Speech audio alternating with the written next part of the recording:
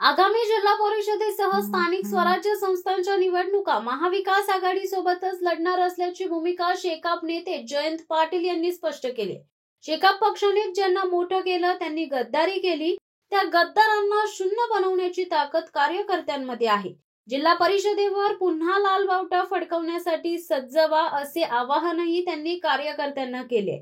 शेकापची रायगड जिल्हा चिटणीस मंडळ आणि नवनिर्वाचित पदाधिकारी बैठकीचे आयोजन चेंड्रे येथील पीएमपी नाट्यगृहात बुधवारी 3 सप्टेंबर रोजी करण्यात आले होते।